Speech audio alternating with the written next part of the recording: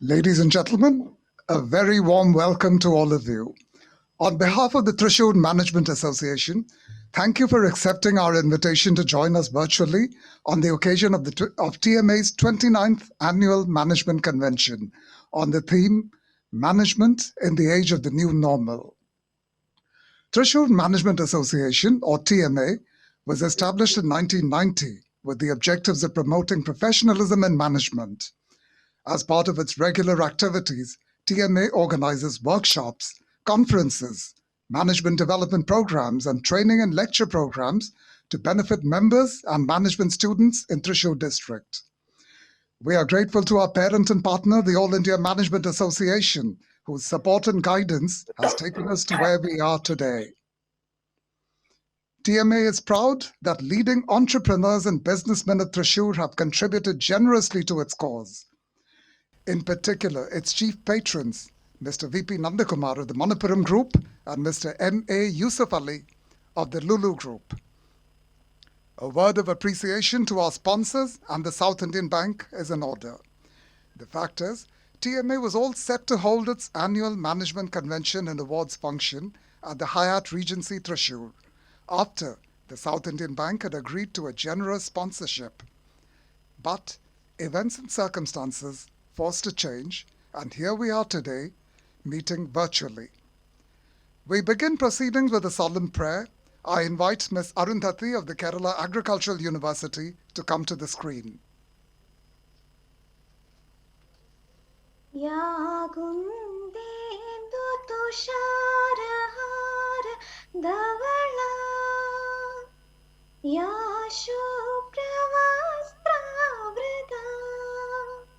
या वीणा वरदण्ड मण्डितकरा या श्वेत पद्मासना या ब्रह्म शुदशङ्कर प्रभृतिभिः देवी सदा वन्दिता सामान् पातु Saraswati Bhagwati निशेषजाड्यावहा.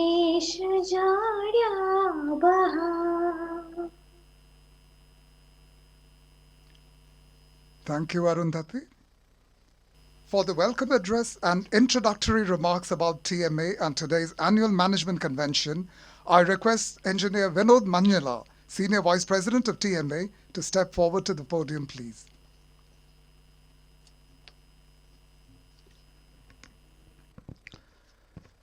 Thank you, Ranjan. Good evening, all. President of TMA, Dr. V.M. Xavier. Chief guest of the day, Mr. Bhaskar Bhat, former MD Titan Company Limited, Director of Data Sons. Guest of honor, Mr. Murali Ramakrishnan, MD and CEO, the South Indian Bank Limited. Recipient of TMA Manappuram Lifetime Achievement Award, Padma Bhushan, Dr. K. Radhakrishnan. Former Chairman Space Commission and Chairman ISRO. Past President TMA and Chairman of Manappuram Group, Mr. V.P. Nandakumar, and the sponsor of TMA Manappuram Lifetime Achievement Award. Vice President, Dr. TMA, Mr. Paul K. Thomas. Past President, TMA, Mr. V.P. Joseph. TMA member and close friend of our chief guest, Engineer Alex George. Honorable Secretary of TMA, Mr. Pradap Worki. Past presidents of TMA, members of TMA, student chapter members, invited guests, and my dear friends. Annual convention is a platform where there is a celebration of knowledge. It's the flagship program of TMA, and it also marks the culmination of a year of activities under the President. Reflecting on this journey this year under the dynamic leadership of Dr. V.M. Xavier, I would summarize it under a phrase, wow, that was a ride. In spite of all the hurdles, it was an eventful year. Welcome, dear President, to this webinar.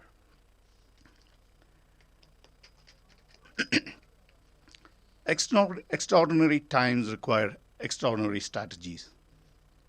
This evening, we have not one, but three titans to share their knowledge.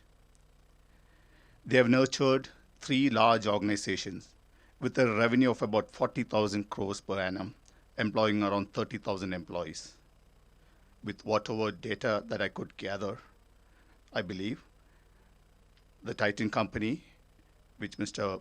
Bhaskar Bhat nurtured, is around 20,000 crore turnover with around 7,000 employees. The South Indian Bank is around 7,000 crores revenue with 7,000 employees. And ISRO has an annual budget of around 13,000 crores with 17,000 employees. So that sums up to around 40,000 crore revenue and 30,000 employees. These three put together manage this kind of numbers.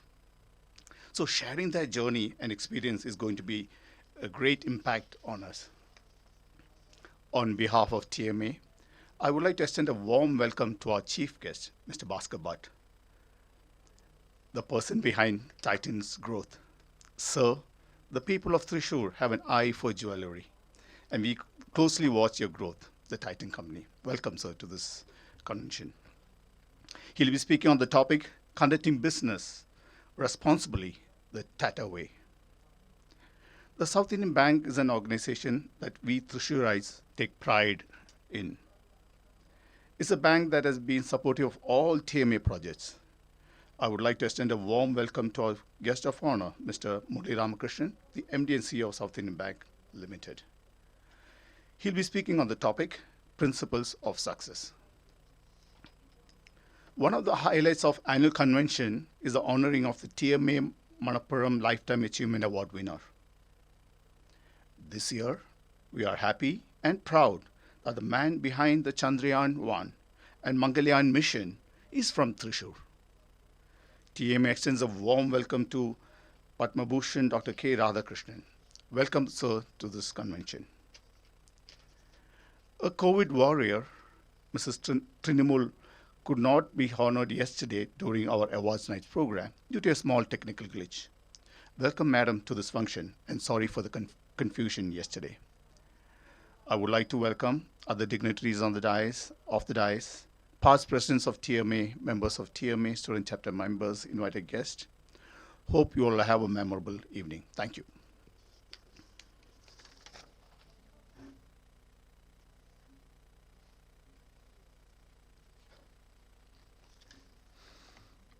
And now to deliver the presidential address. Ladies and gentlemen, I invite TMA's president, Dr. V.M. Xavier, to the podium.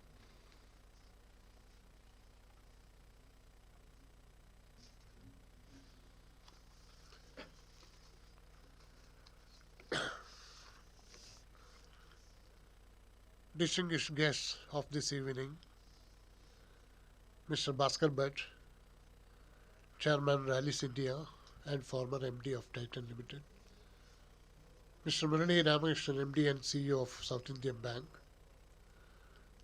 Padma Bhushan, Dr. K. Radhakrishnan, former Chairman of ISRO, Senior Vice President Engineer Vinod Manjula, Vice President Mr. K. Paul Thomas, Honorary Secretary Mr. Padavarki, Past President Mr. V.P. Joseph, Member of TMA and Director of ISAF, Engineer Alex P. George, Srimati Trinamul,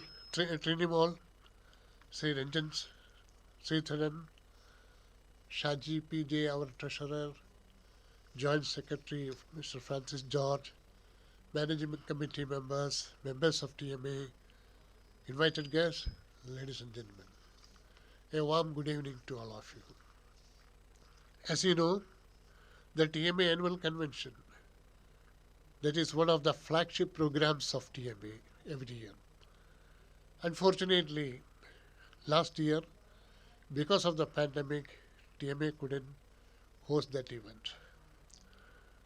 At the annual convention, there will be a minimum of 2 great speakers, and we used to give away various awards also in this TMA annual convention.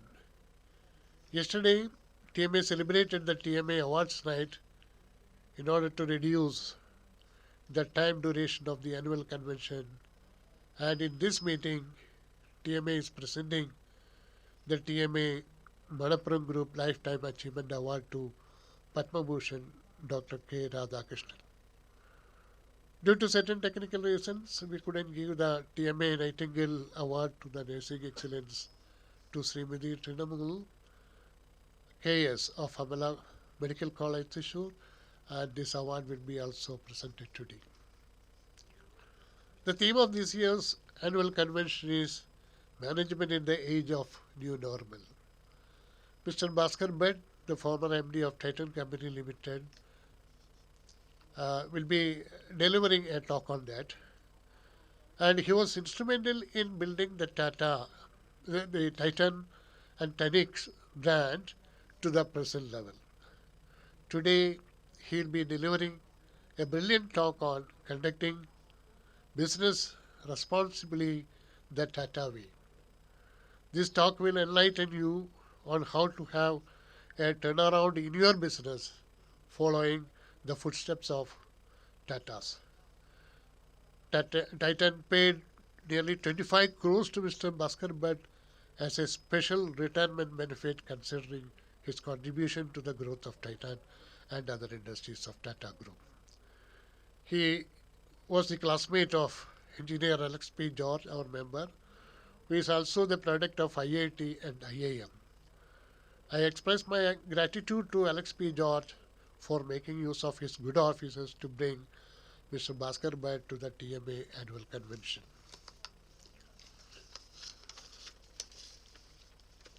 Mr. Bhaskar Bhat was even ready to attend the program if it was conducted in a physical mode. TMA has decided to conduct the annual convention at Hyatt Regency last month, but again the COVID-19 has derailed all our plans.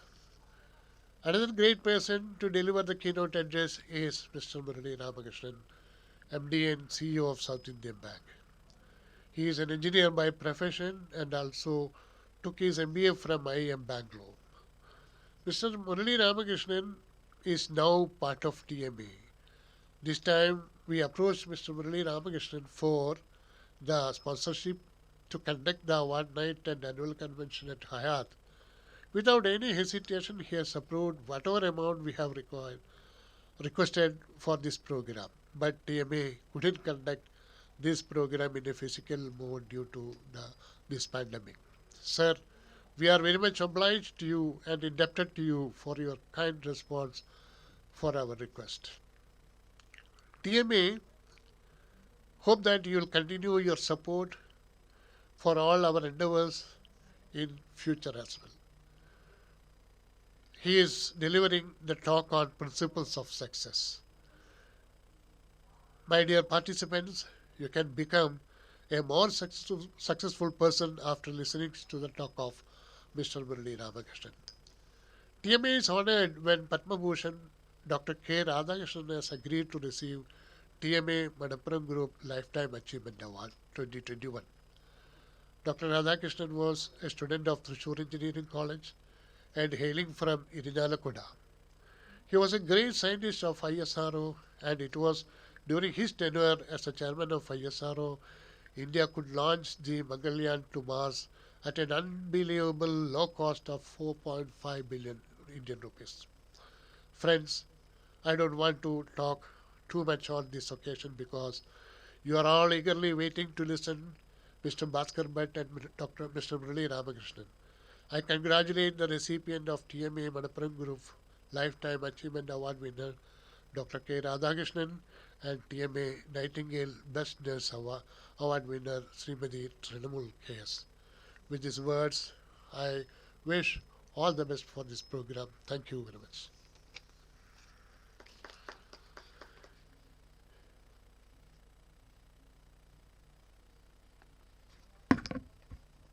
Thank you, sir. Engineer Alex P. George is the CEO of Alco Fasteners, a director on the board of ESAF Small Finance Bank, and a life member of TMA. He is with us here to introduce our very distinguished chief guest, and I'm happy to hand over the podium to him.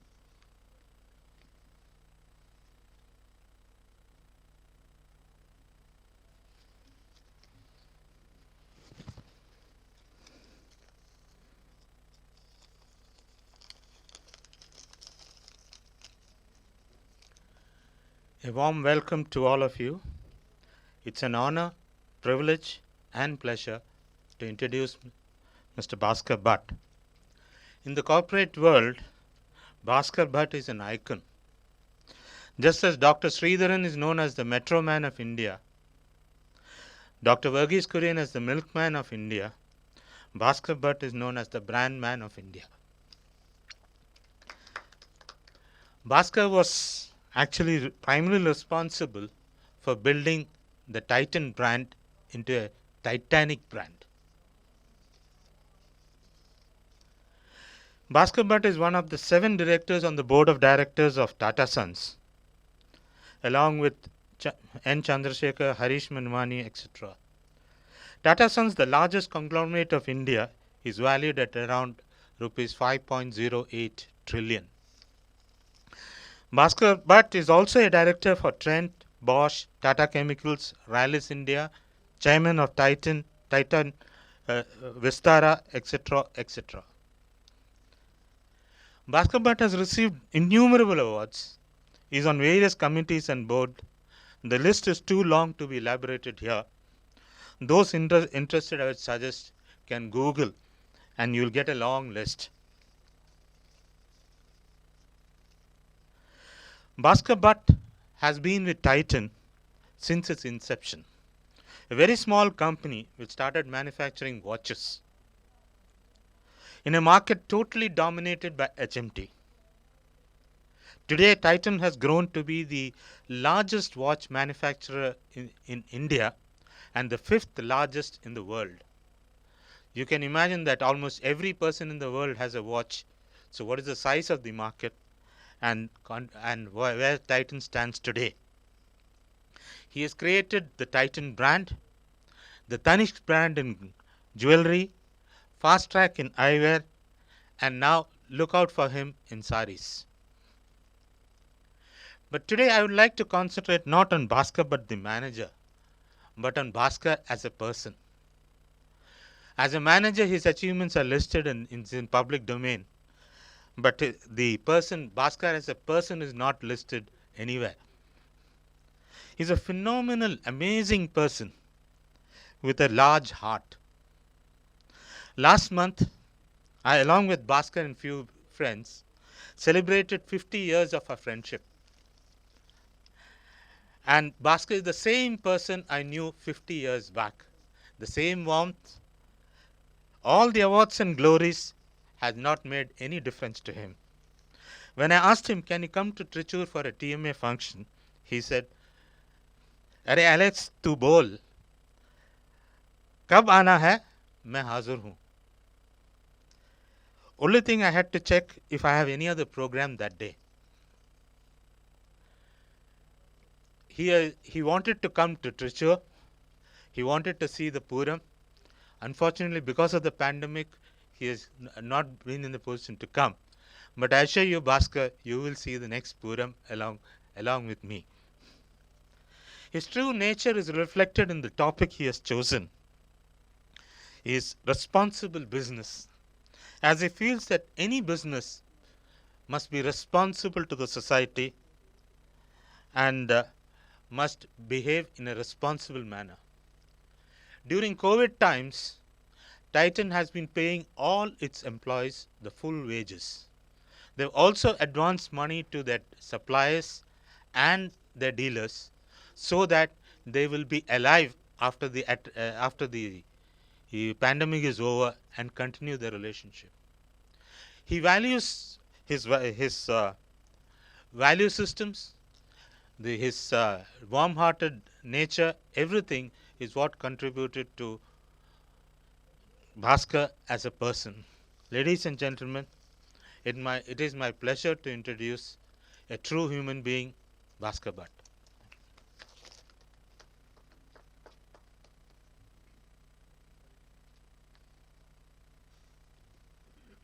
Thank you, sir. The topic is conducting business responsibly the Tata way, and our speaker is eminently qualified to talk about it. A former MD of Titan Company Limited who established Titan watches as a super brand. He is presently a director in Tata Sons, Titan and Trent, Chairman of the Board of Rallies India and of Tata SIA or Vistara, Director in Bosch India Limited. Ladies and gentlemen, please welcome Mr. Bhaskar Bhat.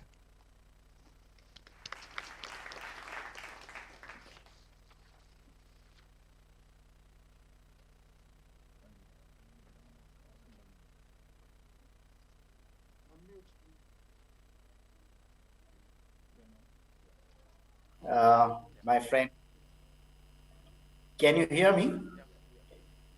Yeah, thank you. My friend Alex, it's a little embarrassing to hear something about yourself from friend. But thank you, Alex. We go back 50 years, as he said. But first of all, well done, TMA, Mr. Xavier. Thank you for inviting me. I'm not saying this thank you from some courtesy. It's just that occasions like this help people like me to think about subjects which are current. And when I do what I do in the next 20 minutes or 30 minutes, it is sharing thoughts. It will sound like a bit of marketing, but it's the thought and it is not a sermon. People can, skin a cat in many ways, but this is one way in which we have dealt with business. I was very tempted to talk about a subject which I've been doing for 40 years, which is sales and marketing and brand building and category building, etc. But today, all that even a brand has to talk about responsible business. So thank you, Mr. Xavier. And I respect so many of you. I feel a little not daunted, but certainly I hope I can live up to the stalwarts who are here, who I can see, starting with Padma Bhushan, Dr. K. Radhakrishnan, Mr. Murali Ramakrishnan, Mr. V.P. Nandakumar, Mr. Paul Thomas, all of you. Pardon me if some of it sounds a little presumptuous. So with your permission, I have a presentation. So I'll share the screen. It says you have disabled screen sharing. Can someone help me with it? Or is it not possible? Can you hear me?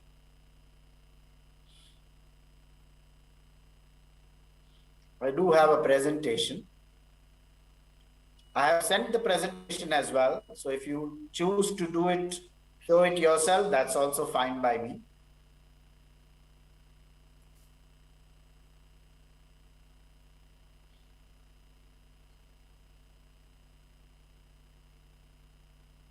Otherwise, I can talk off the presentation, whichever you think is convenient.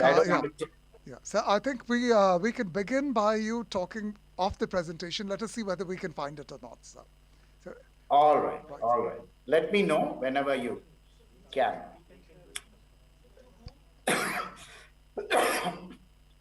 Well, the subject is interesting to me primarily not because of COVID alone. It is, as I have observed, and most of us have actually experienced, the world is thinking of business in very, very different ways. The world, which is society, the world which is employees, the world which is of associates of enterprises, or the world which consists of the common citizen, had business and corporate in a certain silo, if I may call it, which is it is there to serve the needs of customers and to profit. Of course, that remains the principle of business here to create value. But increasingly, creating value responsibly. And that has been at the foundation of our group, the Tata Group. We have been very fortunate to have had great founders who more than 150 years back could conceive of a future enterprise in which all of you know the famous quote, which is from Jamsetji, that in a free enterprise, the community is not just another stakeholder in business, but is in fact the very purpose of its existence. Now, when you read this statement, you can get quite emotionally charged. But does emotion belong to business is a very big question. So I look at this statement and take it very rationally, which is that in business, your community is an important stakeholder. If you do not behave responsibly towards that stakeholder, your sustainability is challenged. And how did Jamsetji ensure that these were not just words, these translated into actions and processes? You know that the Tata Group, you spoke about Tata Sons, in which I'm a director. Tata Sons, which is the so-called holding company, which is the apex body which invests in all the businesses of the group, is 66% owned by the Tata Trusts. More than 2/3, and the Tata Trust's primary and only responsibility is to serve the community. Now, by structure and design more than 100 years back, the founders of this group ensured that what GRD said many, many years later, that what comes from society goes back to society many, many times over. And that is the structure which ensures that.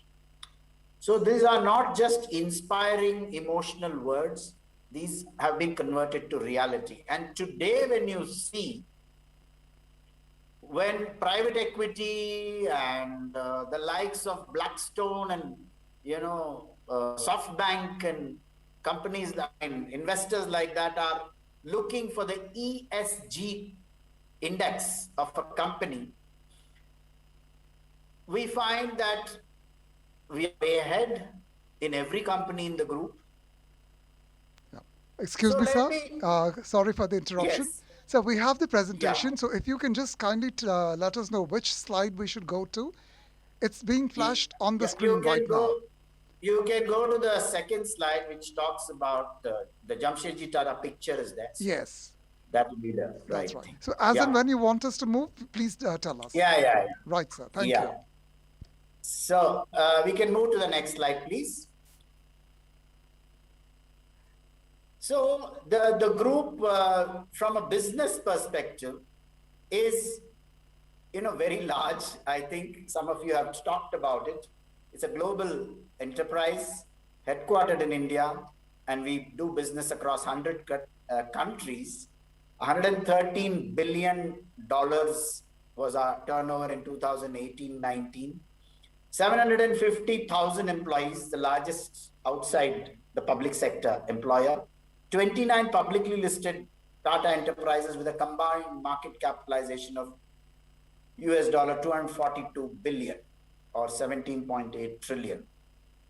And amongst the 100 most valuable brands in the world and the most valuable in India. Just to quickly share a few things. Next slide, please. The one which says the Tata Group ahead of times. Yeah. The Tata Group was the first in the world, in Tata Steel that is, to introduce the 8-hour working day in 1912. 1915 free medical aid. The Employees State Insurance Act came in 1948. Establishment of a welfare department in 1917. Schooling facilities for children in 1917, and it goes on. Retiring gratuity in 1937. The Payment of Gratuity Act is 1972. So it goes on, and here the point is, it is beyond community, it is stakeholder. It is who are the stakeholders of a company, going beyond just the investors or the shareholders, that those, and you might have met many, and I know Alex and I share friendships with many in our class who came from Jamshedpur, Tata Nagar, whose fathers and grandfathers worked in Tata Steel or Tata Motors, which was Telco earlier. So that principle of the employee as a stakeholder, one of the best examples is in Tata Steel, a great company. I mean, it's noble and it runs a very fair business. Next slide, please. I will take you through a quick example of how this is practiced in one company, which is Titan. Next slide. The Titan example. Next slide. So in Titan, when we looked at the group's overall approach towards, sorry, I think you're on the wrong slide.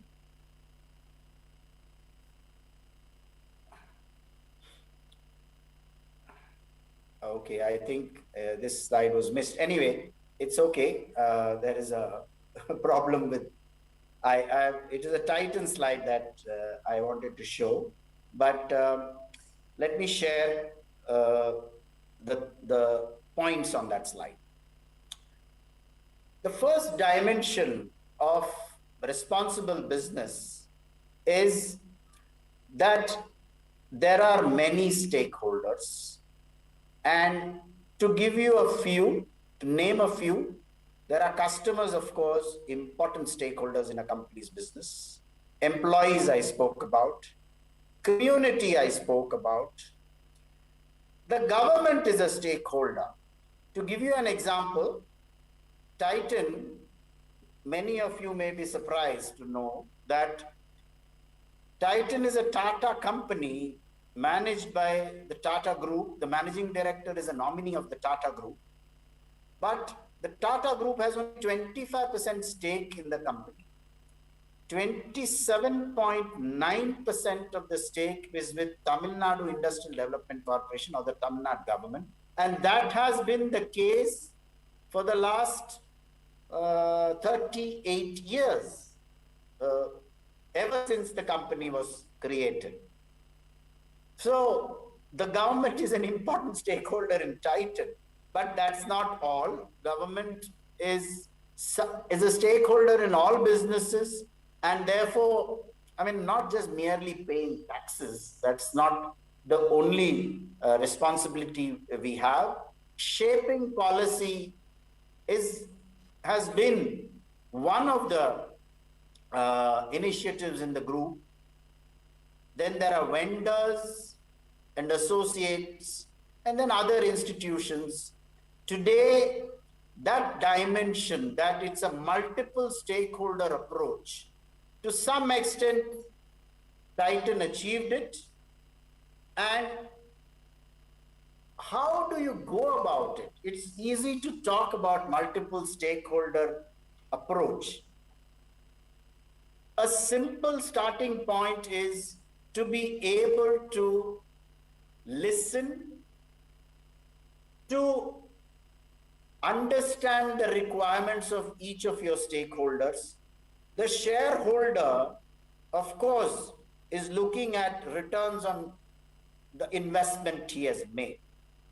But increasingly, shareholders are asking questions about long-term sustainability, employee welfare, diversity, and many, many other things.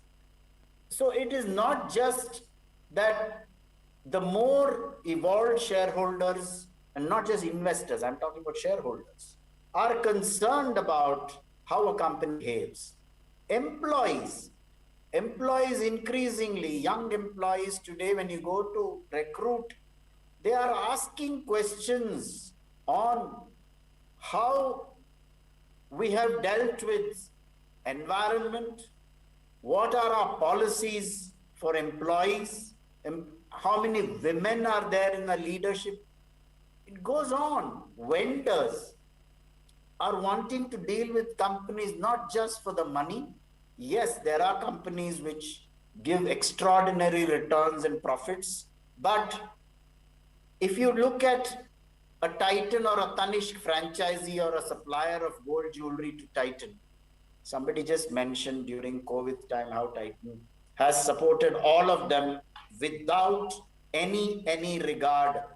I may tell you that I'm no longer part of the executive management, but I know that my successor and his team came to us in the board and said, look, we would like to take a cut in the salary, whatever, 15, 20% over the year. But could you please allow that money to be paid to all the employees of our vendor partners, the employees not of the company, so that they can lead a life which is normal. It was truly Titan in its response. Of course, the board said no, the company will pay for it. My point is the concern, and this is, again, this is not an emotional response. I want to keep emphasizing this, that these are sustainable actions. It ensures that your vendors stay with you for a longer period of time. To give you an example, today a Titan franchisee for jewelry, let us say, in a Thrissur or a Cochin or Ernakulam, he would probably have started with Titan in the watch business, built a showroom for jewelry, and is now looking forward to selling eyewear and saris and so on. So the comfort with which he deals with the company, because of various things, transparency, communication, of course, the money, and that there is respect for the stakeholder. Therefore, it makes business sense. This is my point, and it's not merely philanthropy or good behavior. I think it makes business sense. It has benefited Titan enormously.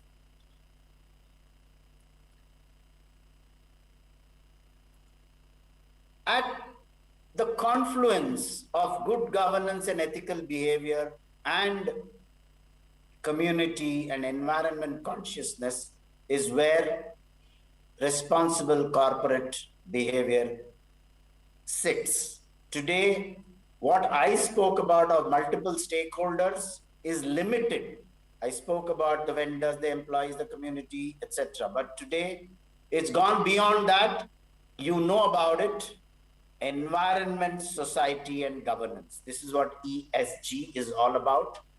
And companies are getting credit for the way they conduct themselves in society.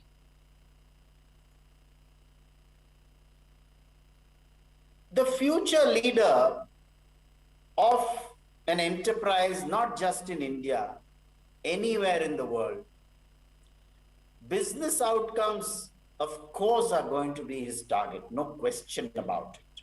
And if any company or any group or any enterprise believes that the business outcomes are subsumed in responsible behavior, yes, they are subsumed, but they are the most important part of being in business, which is creating value. If you didn't create value, you don't have the right to share that wealth with society or employees. It is not possible. It is mathematically not possible if you don't create a positive between your top line and your middle line.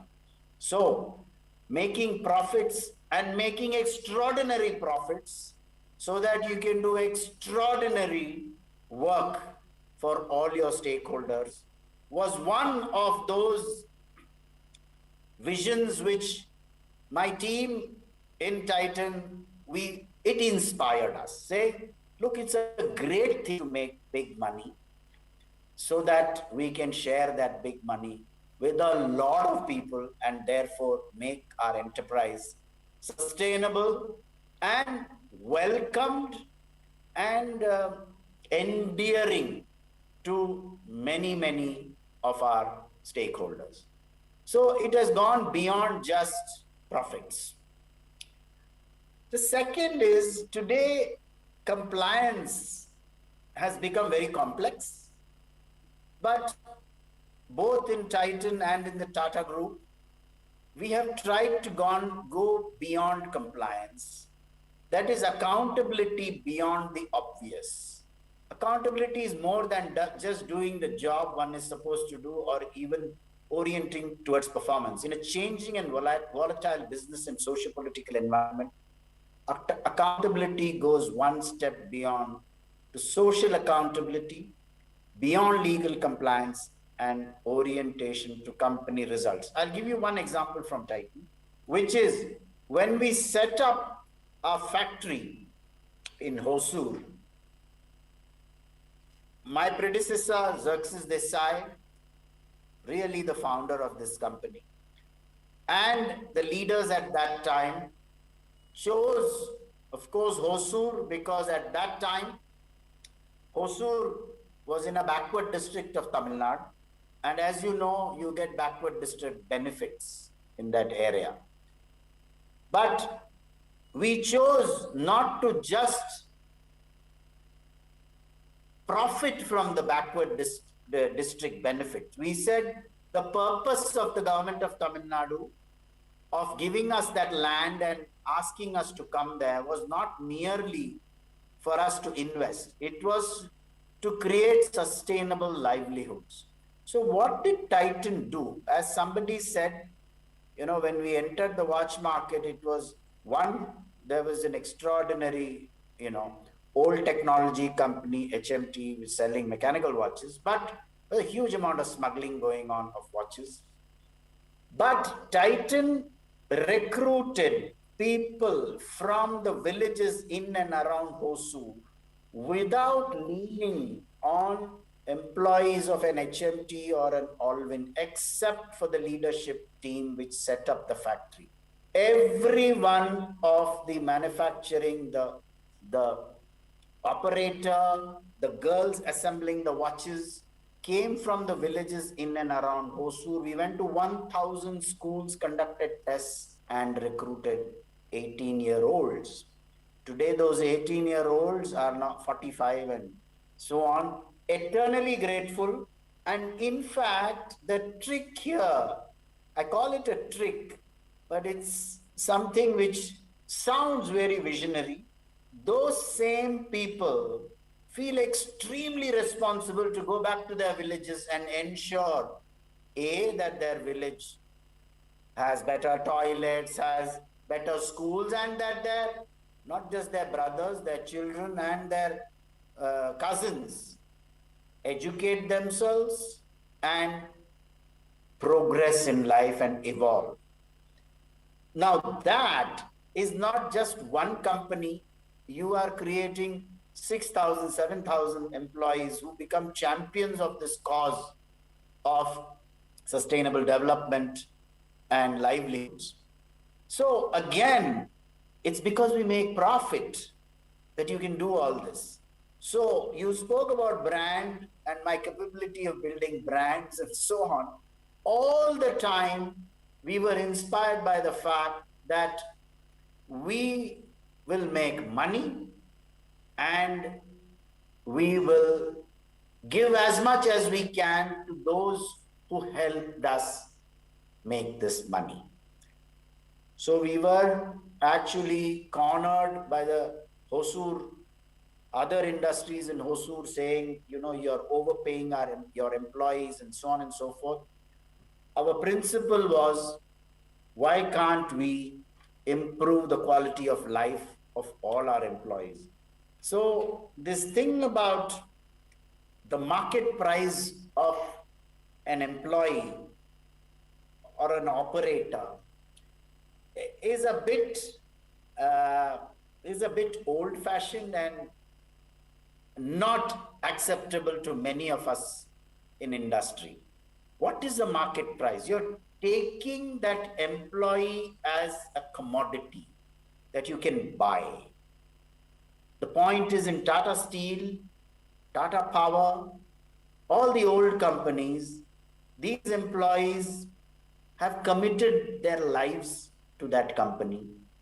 And it is only a human being, and I'm sure Dr. Radhakrishnan knows this well, who will improve over the lifetime of his service in an institution, whereas a machine remains at the same level of productivity. Maybe it will improve a little, but it is predictable productivity, whereas an employee can reach extraordinary levels of productivity purely because of his commitment to the cause of the institution. So when the institution he thinks is fair, transparent, and doing work which is purposeful and meaningful, you get benefits which are multifold compared to the cost of that employee.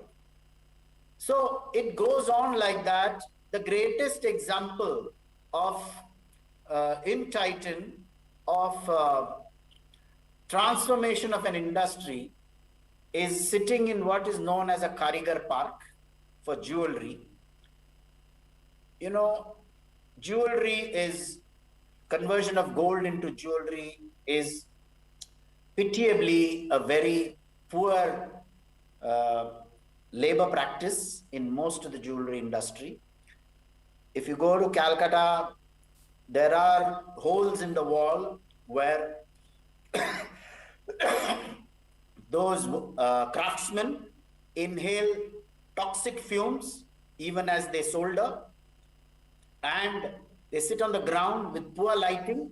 All they have is skill, and they're not sure whether they're wares, and they are not just skilled, they are artisans. They actually are artists who can create beautiful jewelry. So what Titan did was to raise the level of productivity by applying manufacturing techniques to jewelry. Simple things like raising him from the ground to sit on a chair, which is well designed, ergonomically designed, give him a table, give him the tools required to improve the output, and an environment which is safe and doesn't damage his lungs. Now what happened? It was a win-win-win.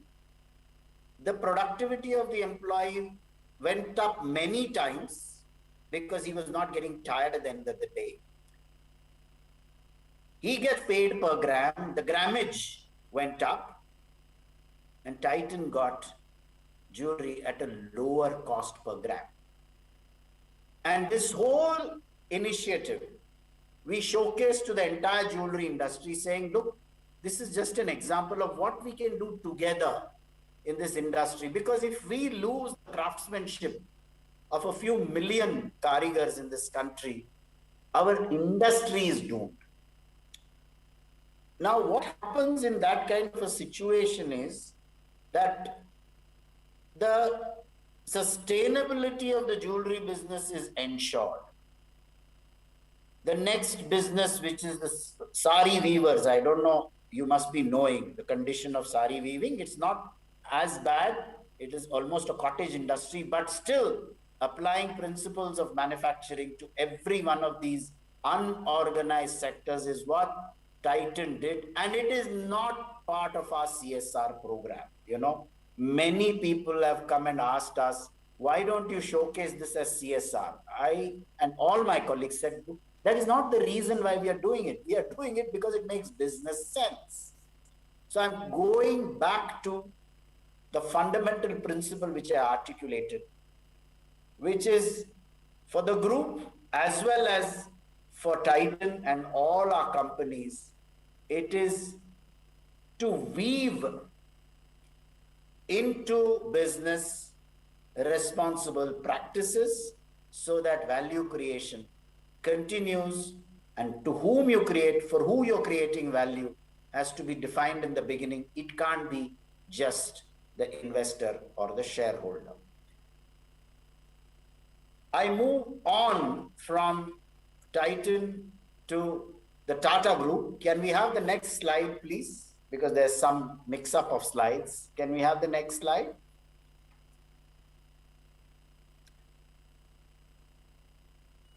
Okay. If not, okay. So the Tata Group itself is, is about leadership with trust. And that happens primarily because of the principles along which we established this group, and that was thanks to our founders. You are very well aware of the many institutions that the Tata Group has. The Indian Institute of Science in Bangalore was the first, which was inspired by a journey on a ship by Jamshedji with Swami Vivekananda. An Indian Institute of Science today is one of our best institutions. The Tata Institute of Social Sciences in 1936, the Tata Memorial Hospital dedicated to cancer in Bombay, 1941, Tata Institute of Fundamental Research, 1945, the National Center for the Performing Arts, 1965, and the same Tata Memorial Hospital of 1941, we repeated in TMC, Tata Medical Center, 2011 in Calcutta, whose only job is to serve the poor in Eastern India, where Ratan Tata realized that the highest incidence of cancer amongst children as well as women was in East India, Orissa and West Bengal and so on. So leadership is trust. With trust is our inspiring, adage. And our mission is to improve the quality of life of the communities we serve and globally through long-term stakeholder value creation. Can we have the next slide, please? Tata Chemicals created a sustainable product, iodized salt brand called Tata Salt in 1983 to address the issue of micronutrient deficiency at that time. Himalayan water, which is certified carbon neutral even for the US markets. Tata Steel, Pravesh Doors, the first steel product in India. TCS, verbose intelligent speech to text solution for the hearing impaired. AI and IoT based energy management solutions to help customers manage energy needs and power business growth, and so on and so forth. Tata Steel's Tata Nirman, developing the circular economy principles to create value from waste, and Insperico by Tata Chemicals, the world's first branded recycled cobalt. Our ambition in the group, next slide, we are exploring net zero emissions before 2050. by using deep decarbonization technologies, build resilience across assets, supply chain, and in communities to mitigate climate risks, leverage new business opportunities emerging from climate change. So, for us, climate change is also a business imperative, not just the right thing to do. And today, Tata Power is making big investments in renewables. And now I think many are following. Tata Chemicals is building an industrial scale CCU2 demonstration plant at Norwich. Tata Steel, a pivotal steel making technology to lower CO2 emissions. JLR, Tata Power, it goes on. Not just this, the next slide talks about the biodiversity loss that is being minimized by all companies. Tata Chemicals, whale sharks, saving the whale sharks in the fishing community around Meetapur in Gujarat. Tata Coffee, Tata Power, Tata Steel Europe, each of them going after biodiversity. So all of this is happening within companies. I am limiting my presentation to what companies are doing. What the Tata Trust do is several times more than what companies do. It goes on and on. Can you go to the slide on Tata Engage, please? We have also provided our employees and the extended Tata family a platform to give back to society. It's a program called Tata Engage. And this program has won us accolades across the globe. All Tata company employees on a single platform. It is open to family members of the employees. And there are three formats: event-based, skill-based, and volunteering for disasters.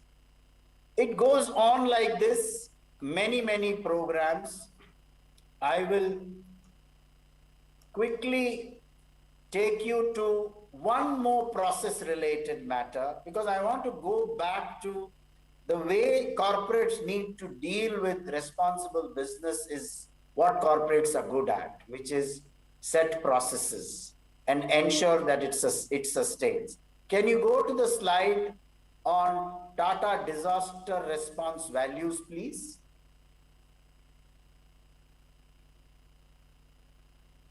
I'll read out.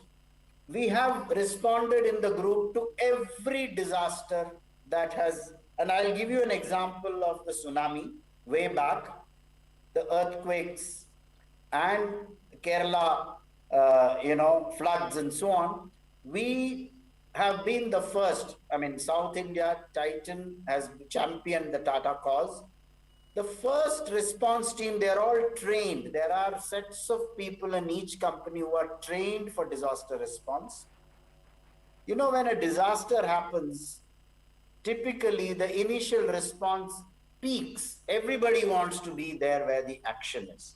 But the Tata principle has been, yes, we'll be there at that time, but the greater importance is to ensure that post all the so-called hype and the, once the rain has stopped or the earthquake, has been cleared, all the rubble has been cleared, to rebuild those lives is a bigger challenge. So even today, the tsunami program is on in whatever manner to ensure that livelihoods continue, and there is a small team which is ensuring. So the Tata disaster response values is, of course, we want to do good.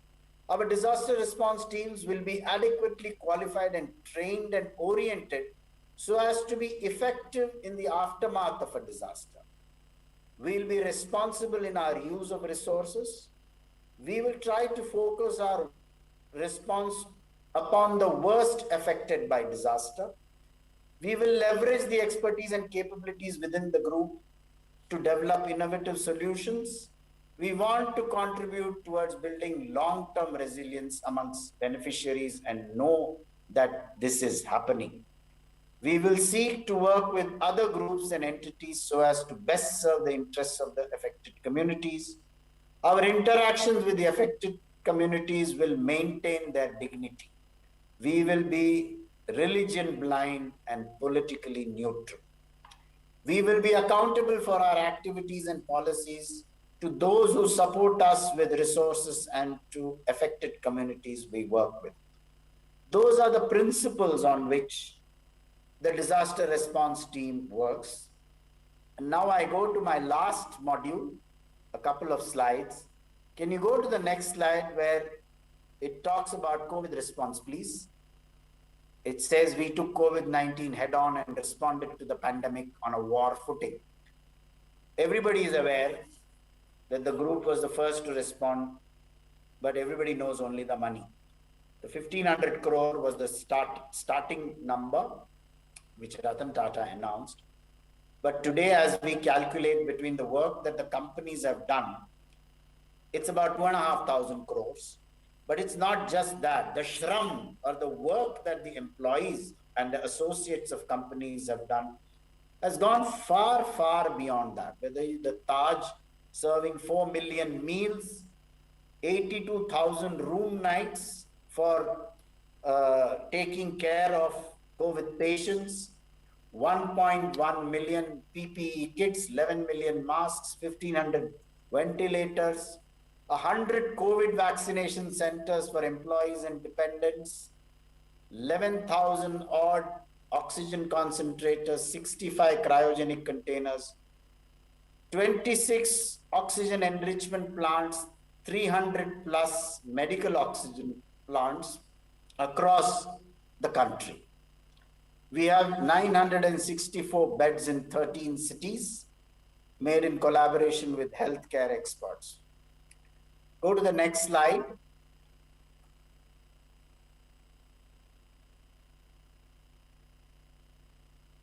We actively engage in responsible advocacy and participate in global fora to influence the agenda. I think a group like the Tata Group can't just do good work and not talk about it. We don't talk too much about it. But I think influencing policy and getting the world to change is an important activity which responsible business has to carry out, because it has the power, it has the network, it has the reach, and it has the credibility to be able to transform people's thinking. And that is the work we are doing. We are working with several organizations, including CII and FICCI, on this. Well, the last few slides, we are the #1 brand in India in 2020 by brand valuation. Brand Finance is a company which values brands. We continue to be #1, and we are way ahead of #1 compared to the #2. And I just come to the end of my presentation just to reconfirm that in the companies and not in the trusts, in the companies, our effort is to conduct ourselves responsibly, and it is not simply locked into working with integrity and code of conduct and honesty and not giving or accepting bribes. These are the minimum behaviors. We have to rise above that as a corporate and begin to influence behavior amongst our customers, inspire employees, inspire associates, so that we can do our small bit to change humanity. Thank you for your patient listening.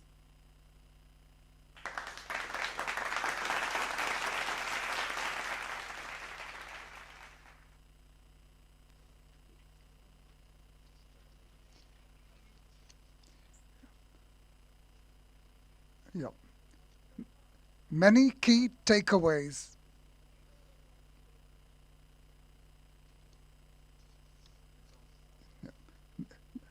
many key takeaways, but the ones that I would like to highlight: how Titan recruited locals in and around Hosur. That is development economics. Two, the example of Titan employees to volunteering to take a pay cut in order to help the employees of their vendor companies. That speaks as much about the employees as about the culture at the company. Heartwarming story. And how productivity was improved by making the workplace Karigar friendly. I think all these examples sum up the Tata values. Thank you very much, sir. That was very insightful. And now, our TMA's former past president, CATS Anantaraman, he is in the audience, and we would like to connect with him because he is interested in putting a question to you, sir, with your permission. It's over to you, sir. Sure. Am I audible? Yes, sir. Very audible. Please go on. Thank you, Mr. Bhat, for an amazing lecture. We are all generally familiar with the great work done by the Tatas, but you have highlighted the qualitative and the very useful aspect too. You have really enriched us. I have two questions, sir. About 20 odd years back, I had the distinct privilege of hosting Mr. Nani Palkiwala in Trichy for a whole day as a senior functionary of Bharatiya Vidya Bhavan. I asked him, why is Tata's not investing in Kerala, or at least the investment is such a small figure? I remember his answer. I'm not mentioning that now, but 25 years later, today, I'd like to ask you, request to highlight why even today, Kerala figures so low, probably a few estates in Munnar. I don't think there is anything else, maybe TCS as a small establishment around. Why does Kerala figure so lowly? In the investment thing, I'm asking with the idea that TMA is a very influential organization in Kerala. Is there something we can do to improve the situation so that Tata are encouraged to invest here? That is question number one. The second question is, we are all very proud of TCS as a worldwide organization. When are we going to have a company like Microsoft or Google from India? Both are led by Indians, but when are we going to have a company of that size or quality which the whole world approves from India? Thank you, sir. Thank you. So the answer to your first question is a little complex. Let me start by saying that, it's never this state or that state. I think the group, when I sit in Tata Sons, it is leveraging the skill and the capabilities of each of the companies. If I take Indian Hotels, for example, the Taj Group, I think the number of properties that Taj has established in Kerala is one symbol, let us say, of the investments we make. I was personally involved with one company where we had invested many years ago in the free trade zone. It was called Tata Ceramics. The reason we actually pulled out of that and sold it off after waiting for many years is that business got kind of disrupted in the world. Ceramics, bone china, was not a marketable product at that price, and that manufacturing facility didn't have the scale. So one where we are investing, and if I take Titan itself, we are a retail company. Our manufacturing is distributed. We have some manufacturing mostly in Hosur, but the investments we are making is in retail.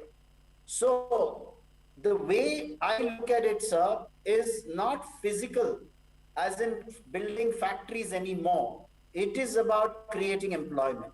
And if I were to take the number of retail stores that between Titan, Chroma, Indian Hotels, Tata Starbucks, all these put together, and now we have taken, the Indian Hotels has even taken over the properties of Tata Tea and Tata Coffee and converted them into Ama resorts.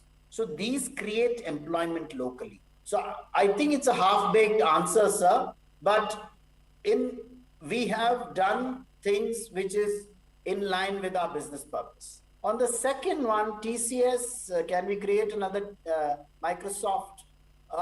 I think the group is making big investments, and you will see that unfold under the new chairman in technology.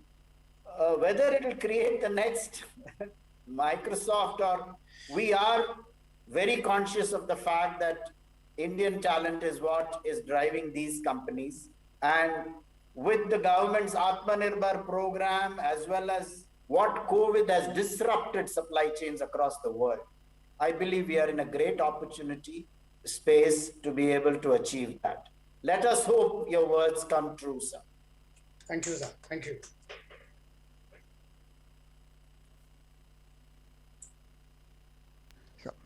Thank you, sir.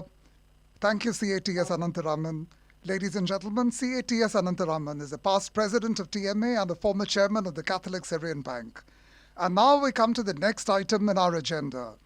To introduce our distinguished guest of honor, Mr. Murali Ramakrishnan, MD of the South Indian Bank Limited, I request Mr. VP Joseph, past president of TMA, to take the podium.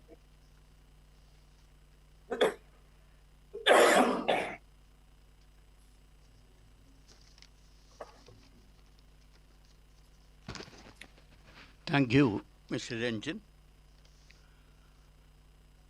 Honorable President of TMA, Dr. V.M. Xavier, distinguished Chief Guest, Mr. Bhaskar Bhat, former MD, Titan Company Limited and Director, Tata Sons, respected keynote speaker, Mr. Murali Ramakrishnan, MD and CEO of South Indian Bank, esteemed Padma Bhushan, Dr. K. Radhakrishnan, former chairman, ISRO, and TMA Manappuram Lifetime Achievement Award winner. My colleagues in the MC of TMA who are on the dais,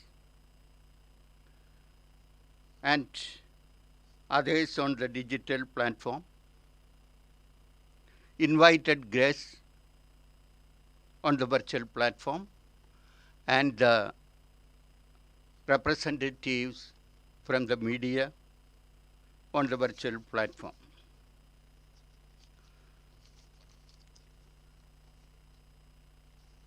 My responsibility is to introduce the chairman, the MD and CEO of South Indian Bank, Thrissur-based South Indian Bank, Mr. Murali Ramakrishnan.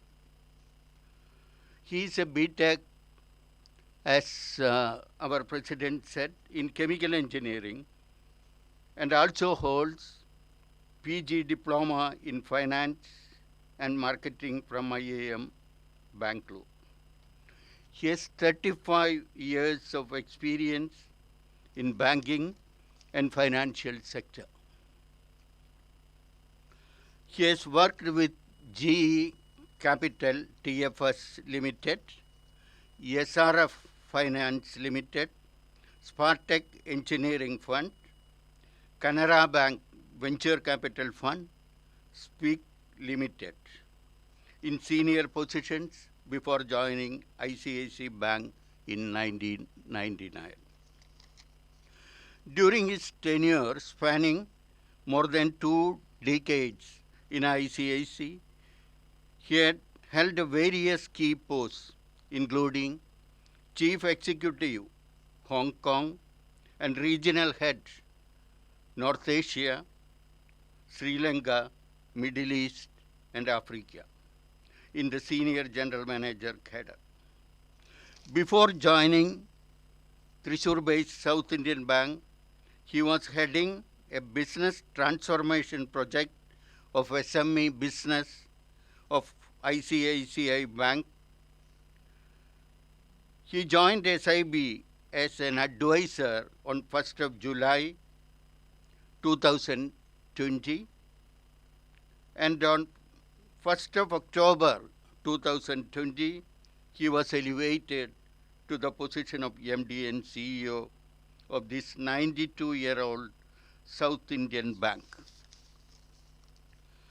This visionary banker and financial sector services expert has endowed SIB with substantial knowledge and experience in the various facets of banking, namely retail, SME, corporate, project finance, international finance, risk management, etc., etc. To take the South Indian Bank to the next level, with these few words, I introduce Mr. Murali Ramakrishnan, MD and CEO, South Indian Bank, who is to deliver the keynote address. Thank you all. Thank you, sir.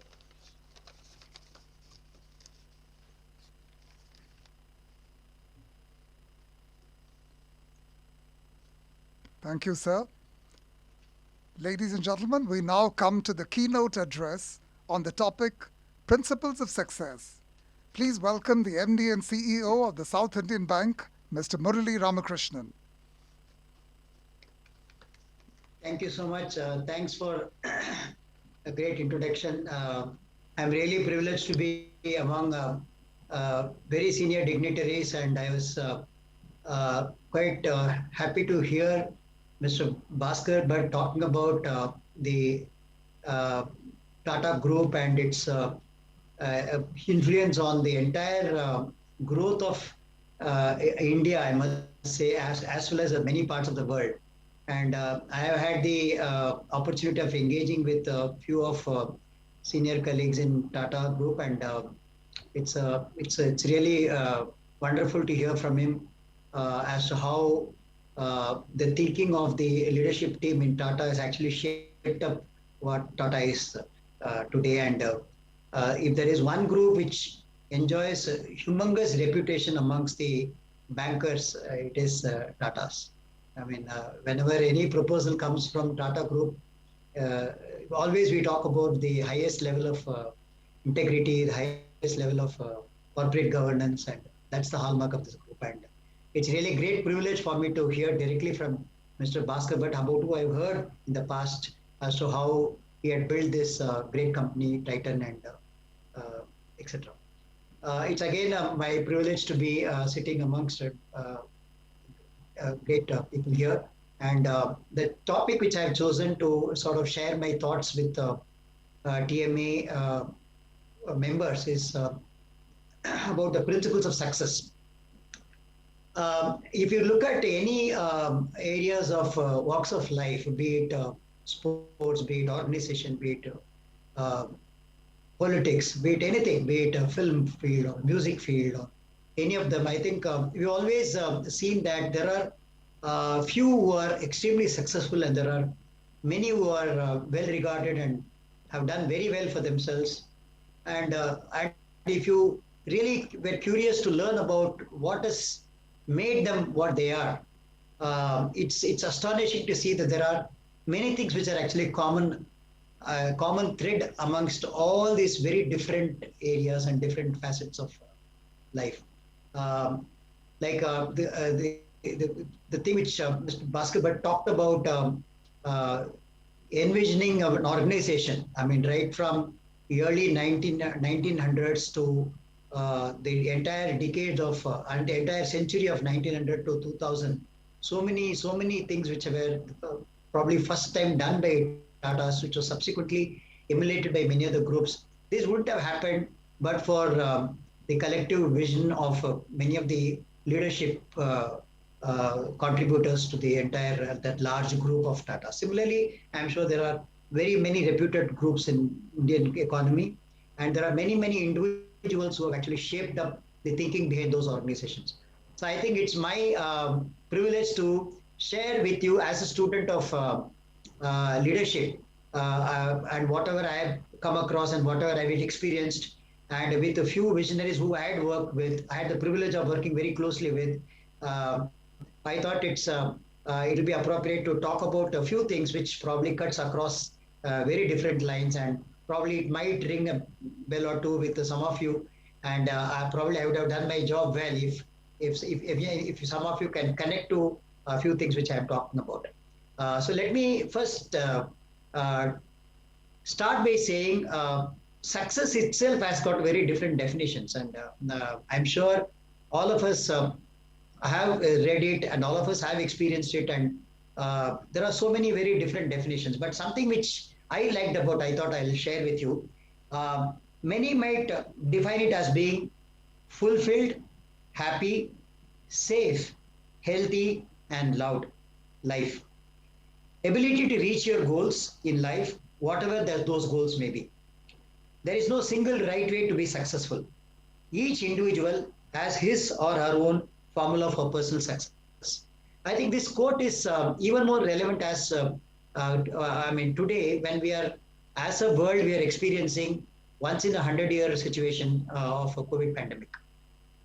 What we used to take things for granted even a couple of years back, today is probably considered as the most valuable asset which we possess. For example, good health. I'm sure all of us have come across situations where we had given ourselves for testing, and the day we get our results, and if it says that you're negative, I think what it brings by way of happiness into you, I think is immeasurable. Probably something which you would have never even paid attention to maybe a couple of years back. And as we see the impact of COVID-2 on many of the people who are known to us, etc., I can only say that health is such an important asset. And similarly, I think every aspect of part of the definition which I talked about, fulfillment. I mean, when I heard Mr. Bhaskar talking about with a lot of pride about what he had done and what the group had done, I think it's a great fulfilling career which you would have had, and a great fulfilling life which you would have experienced in his entire work life. And I'm sure it must be quite similar to Dr. Radhakrishnan and in his own organization. I mean, all these stalwarts have done such an outstanding contribution to the country and as well as to the world that it's a really fulfilling life. And when you look at them and when you see their humbleness, etc., you actually start feeling that it is this which makes them very different from rest of the people. So fulfillment is aspect of definition of successful life. Again, something which is extremely striking to me is life which is where you are loved. I think one of the things which we always talk about is there are certain organizations which are very successful in Indian economy. These organizations are loved by everybody. Like, I mean, if you, to take an example, organizations like, for example, Narayana Hridayalaya, when Dr. Shetty talks about carrying out or conducting cardiac surgery at a cost which is so low and which can be made affordable to every other person who probably has the misfortune of getting cardiac issues. I think these individuals have done such a great contribution to this world, and they are when they give a life, a lease of life to the patient who they are attending to, I think probably they are the most loved human beings, and that itself means that they are very successful individuals. So this definition of success actually cuts across various things. I mean, now that the Olympics is going on, I'm sure some of us would have seen what it takes to really be competing at that level, and we find some of our own stalwarts who have actually bagged goals, and when you read their life history, I mean, it's such an amazing thing to read about them and what they would have gone through in shaping them up to be really counted amongst the best in the world. So I think this doesn't happen by accident. As they say, success is not an event. Success is actually a everyday event, and many times it is what you do on a daily basis which is actually going to take you to the path of success. So let me take the next few minutes to take you through some of the interesting principles of success. one thing which is very good about any successful person, if you ask him, I mean, obviously they'll be humble enough not to really boast about what all they did to really become successful. But if you sort of have a curiosity, if you have a put your mind empty and keep listening to what they are saying, you will find a common thread. I think one of the most common thread which I have noticed amongst the successful people is that the process of success is like a system.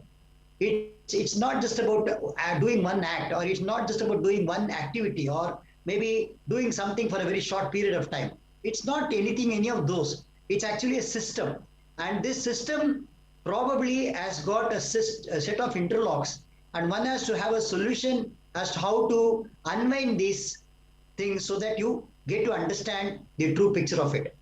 And this success, if you were to really imagine it to be a piece of item, it has got many components. And if you sort of get into the principles which actually constitute this whole thing called a success, I think that's when you really break it down and you see what it takes to really fulfill that aspect of success, and how it actually leads to another and leads to another and leads to another. Eventually, you find all the successful people seem to have mastered this in some form or the other, in their own way, in their own thing. But there is a common system which works along all this.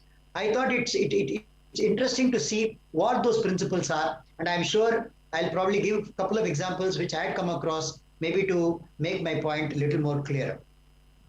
One of the things which we talk about as a first step in a success principle is taking complete ownership. I think if there is one thing which we need to really have it in us to really count ourselves as a successful individual is, there is just no room for any excuses.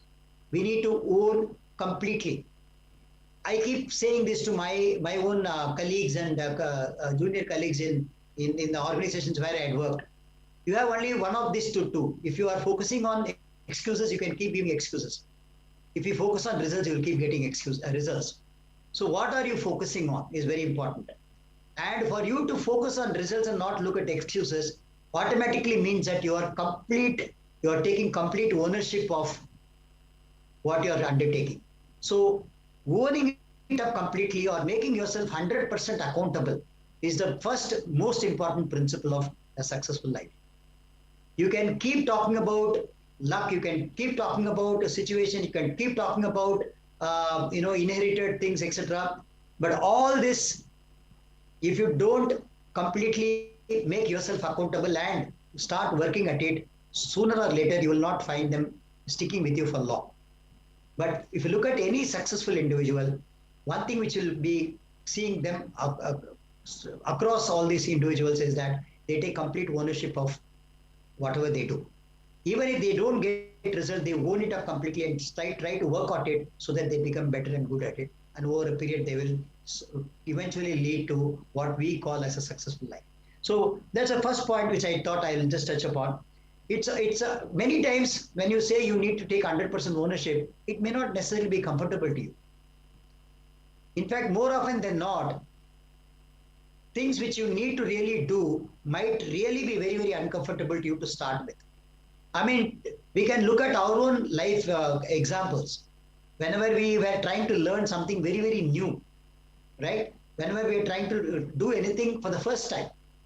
For example, even this COVID situation, when suddenly we were made to conduct the entire meetings, including the board meetings, through virtual system. I mean, which was something unthinkable, maybe even about a year and a half back. Board meetings used to be a big affair. I mean, like we used to really prepare ourselves and ensure that the directors reach the place and they are taken care and they are put in good places and they are shared with the agenda much before, and you make the whole affair very comfortable so that they are able to deliberate and discuss and make decisions. But you look at the way how it is being conducted in the last 1.5 years. AGMs are conducted through virtual medium. Board meetings are conducted through virtual medium. And as I am talking to you, we have conducted all our meetings, all our board meetings and subcommittee meetings through virtual medium, which was simply not thinkable even, I think, 1.5 years back. Was it very comfortable doing it for the first time? It wasn't. But is it impossible to do? The answer is no. I think we have all learned it actually by practicing it. You take any organization today, more often than not, you will find most of the employees are operating from home, which means to say that they have actually completely rewired themselves to the new calling of life, which means they need to do everything and do more by sitting in their own more workplace, home, and they were delivering whatever they're expected to deliver. So anything which you try to do for the first time will definitely make you uncomfortable. But as you keep working at it, you will become more and more familiar, and you are moving away from your comfort zone into what I would call discomfort initially, and then slowly you master it, and then you become very good at it. The other day, I was actually watching Wimbledon, and the Wimbledon champion this year, Djokovic, was asked about many questions, and something which subsequently I read about him. As early as 7 years of when he was 7 years old, there was an interview which has appeared in YouTube, where this boy of 7 years was asked, "What is his goal in life?" He says, "I want to become world number one." When he was just 7 years old, a boy who is just not even grown enough to hold a tennis racket, in a good way. But his dream was such a large dream, and he talked about it, and you see where he is today. Another amazing thing which I happened to see just few days back. We all know that Jeff Bezos went on a space shuttle, and there was an interview of him conducted in 2011, where the host was asking him, if money were not to be a constraint, if time were not to be a constraint. I mean, I'm just putting questions in my own way, but he was basically asking him, what is one thing which he would like to do if nothing comes in the way? He was explaining in such a detailed way that he would want to travel to space in his own shuttle and want to see the universe. This is something which is articulated with that much clarity about 10 years back. When even the technology wasn't available, he was actually talking about that. I don't know whether the technology would make it available. I don't know whether individuals will be able to come up with vehicles like that. He mentions about all those ifs and buts, and then say that if these are possible, then I would like to go on a mission and want to explore space. And we actually saw what he did just a few days back. I think these individuals reiterate to me that one needs to really think big, and that's my next point. All successful people actually think really big. Actually, it's very interesting to know that it takes the same amount of energy to think small or think big. But invariably, you will find all the successful people have really thought in a much, much, much bigger canvas. And they always think, and they always set very audacious and very big goals. I can give my own example in the sense that when I joined ICICI way back in 99, early 2000, that's when ICICI Bank was entering into retail. As you know, ICICI was a mono product organization till late 80s. We were only in project finance, and it's in the decade of late 90s and the early 2000s that we forayed into retail and other areas. I distinctly remember one of my earlier meetings with Mr. Kamath when he was the CEO and of the bank, and we were actually just starting our retail business, and we were doing sort of 30 crores a month disbursement for the entire auto business for the country. And our retail book was less than probably 150 crores. And when he was addressing all of us, he was talking about 1 lakh crore book for retail. Frankly, when he said 1 lakh crore, actually we were about to fall. We were actually thinking, what is he talking about? I mean, is he talking something which is relevant to us, or it's something else? When we were at 100 crores, he was talking about 1 lakh crore. I mean, that's the hallmark of visionaries, and they really set audacious goals and very, very big goals. And that's the second most important ingredient of a success principle. As I said, it takes the same amount of energy. So once you start thinking big, it's really amazing how it actually works in our mind. I'm sure many of the successful organizations in the country, which many of you are, some of you have run also, I'm sure in all your individual examples, what you would have set out to do when you wanted to pursue the big goal which you are chasing. I can certainly relate to Mr. Anantharaman when CSB made this big shift from when they actually attracted a private equity in large private equity investor, and how this bank went into a big league. And today the story is very well known to all of us. I mean, all these things happen because somebody or a few individuals in their own thinking really really visualize a much larger goal. And this is the most important ingredient of the success principle. And what it does is amazing. Once you start thinking big, no longer your mind is going to be thinking about the constraints. It's actually going to make you think about the possibilities. Your mind starts to think about possibility thinking, and you start actually looking at, instead of asking questions, is it possible? You will say, what will make it possible? It's a big shift from our traditional thinking into what successful people think. This is the second important thing which I thought I should talk about. As an individual, okay, how all this is related to each one of us as an individual.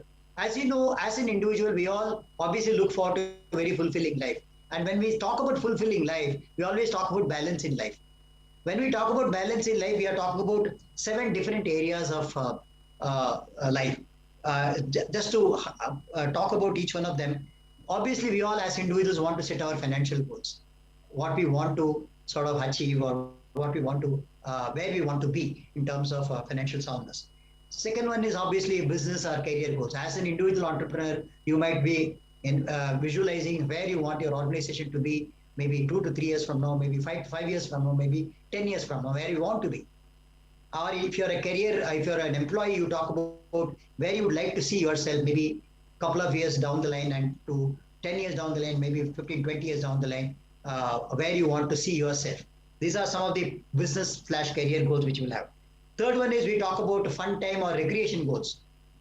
Like I have heard this term called a bucket list. Many of the successful people actually put a bucket list, what they want to accomplish in life before they kick the bucket, which includes many of the fun goals or recreation goals. Maybe Jeff Bezos talked about traveling in space as a recreation goal. I don't know. Maybe he might have put that as a goal in his bucket list, because he was so curious about what is in outer space, and that would have probably made him that going there will be a great fun. So fun time or a recreation goal is the third aspect. Fourth one is health and fitness goal. I can't talk about the importance of this as we are experiencing now. Unless we keep this goal as one of the important goals, I'm sure we will regret it, because achieving everything else and not having health to really enjoy that is no use. Therefore, having a health or a fitness goal is very important. Fifth one, again, it's a very, very important thing called relationship goal. We are all social animals, and we have our own families, friends and relatives, and the networking which we all do, and the extended relationships and extended friendships, etc. I think we must have a relationship. I mean, we all actually would like to be amongst our own species. Therefore, relationship goals are very, very important. And as we talk about increasingly the importance of a family life, the importance of social life, I think this becomes extremely important. Next one is a personal goal. It's something which you actually feel for yourself. It is something which you want to really make a difference, right? You want to make a difference to the society. You want to create something which is going to be, like I remember one of the interviews Sundar Pichai talked about how Google sets about its goals. It talks about we take something as a goal if we believe that we can influence billion people in the world. That's the kind of ideas they actually take up for really investing. And no wonder they are in the forefront of many of the things which have actually cut across the entire humanity. So when they take up something as a goal, they take things which can probably influence billion people in the world. So maybe personal goal could be wanting to have your own channel, or maybe wanting to have your own music show, or maybe wanting to direct a movie, or maybe wanting to write a book. Amongst us, we have Mr. Anantraman, who had written a book about stock market, which I happened to see a few weeks back. I'm sure this must have part of his goal. Sometime he must have thought about it, and I'm sure he must have spent thinking about it as how to go about doing that, and it became a reality. So all these are possibilities which will start happening only when you set a goal for yourself. And last one is very, very important, which is basically legacy or a contribution. What exactly do you want to be remembered for? What is the legacy you are leaving with? In fact, one of the reasons which actually motivates me is that I would taking up this assignment actually made me feel that if I can probably make this institution stronger, if I make this institution reach the next level, probably I would leave a legacy that in this phase of this organization, which is 92-year-old, maybe I can make a mark for myself in the few years which I'm going to be acting as a custodian of this institution. I mean, these are some of the things which will probably excite us to really look forward to what we can do in our lives. So so these are the 7 different areas where you can set your goal. So unless you clearly articulate where you want in each of this, maybe you may not do activities which is going to take you there. It's not going to happen by accident under any stage of imagination.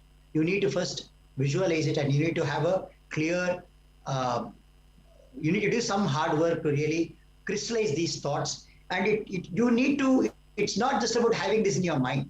One of the most important success principle is that whatever you want to really accomplish, it makes immense sense to write down the goal. Without writing it down, you are not actually committing yourself to it.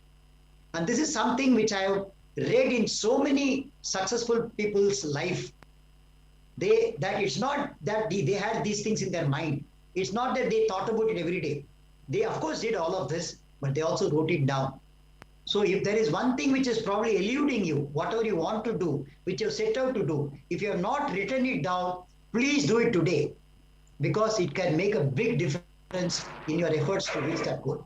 It's not just about writing this goal, it's about taking that and reading it aloud morning and evening so that this stays within your mind, and that is what is actually going to drive every activity which you're pursuing, right? So that's an important, this is here I would like to give a personal example here.